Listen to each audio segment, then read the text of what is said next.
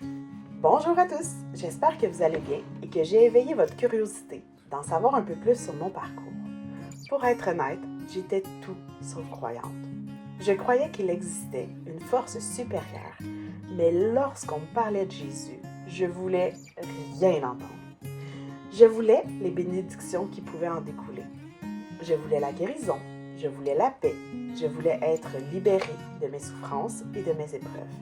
Mais je ne voulais pas entendre parler de celui qui pouvait me les donner. J'ai appris à travers l'épreuve ce que Jésus avait réellement fait pour moi. Et quand je dis à travers l'épreuve, je devrais plutôt dire heureusement à travers l'épreuve. Parce que sincèrement, si je ne l'avais pas rencontré dans cette saison difficile de ma vie, je ne serais probablement pas ici aujourd'hui. On entend parfois dire « Donne ta vie à Jésus et tout deviendra plus facile ». Mon expérience a été différente. Lorsque je me suis consacrée au Seigneur, ma vie n'est pas devenue plus facile. Elle a été remplie d'épreuves. Elle a été remplie d'humiliations. Elle a été remplie de situations où j'ai été blessée, incomprise et parfois rejetée. Mais au milieu de tout cela, il y avait une chose extraordinaire. Le Seigneur me relevait constamment. Chaque fois que quelqu'un essayait de me rabaisser, Dieu me rappelait qui j'étais à ses yeux. Parfois, une seule phrase peut nous blesser profondément. Un seul commentaire peut rester gravé dans notre cœur pendant des années. On s'attache à cette blessure, à cette parole, sans réaliser ce que Dieu voulait nous enseigner à travers elle. C'est pourquoi j'ai commencé à prier différemment.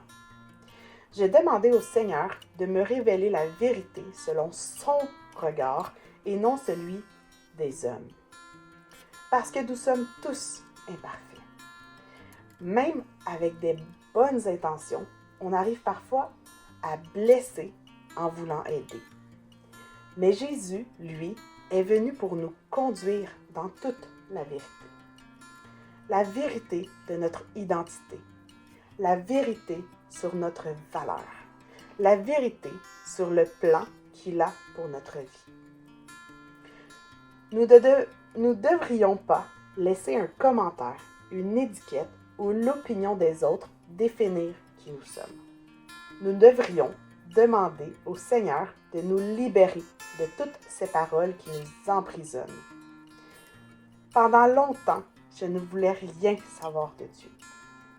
Puis un jour, à l'âge de 19-20 ans, un médecin m'a annoncé que j'étais infertile. C'était un médecin expérimenté, proche de la retraite, quelqu'un en qui beaucoup de gens avaient confiance.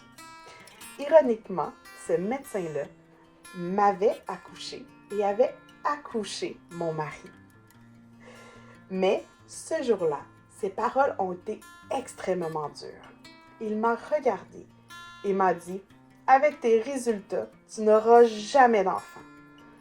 Tu devrais faire ton deuil tout de suite. » Je suis sortie de ce rendez-vous complètement détruite.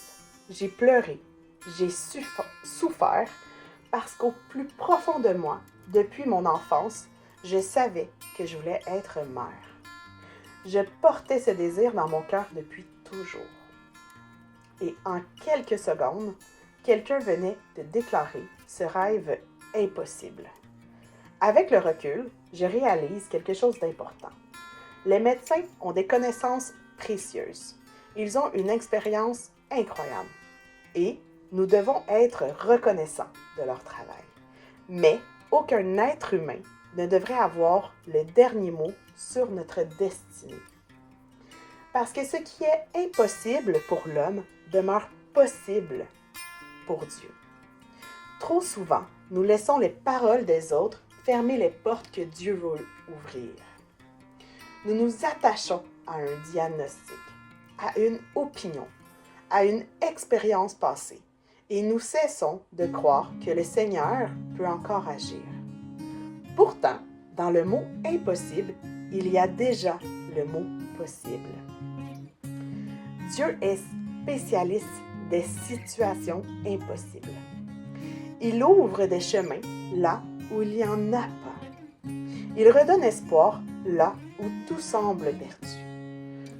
Aujourd'hui, je ne suis pas ici pour vous dire que votre situation est sans issue. Je ne suis pas ici pour vous annoncer que votre cause est perdue. Bien au contraire. Je suis ici pour vous dire qu'il existe un Dieu qui transforme les impossibilités en témoignages. Un Dieu qui restaure, un Dieu qui guérit, un Dieu qui relève. Et si vous avez envie d'en découvrir davantage sur ce qu'il a fait dans ma vie, je vous invite à écouter la suite de mon témoignage. Soyez abondamment bénis et on se retrouve dans un nouvel épisode. Shalom, bien-aimés.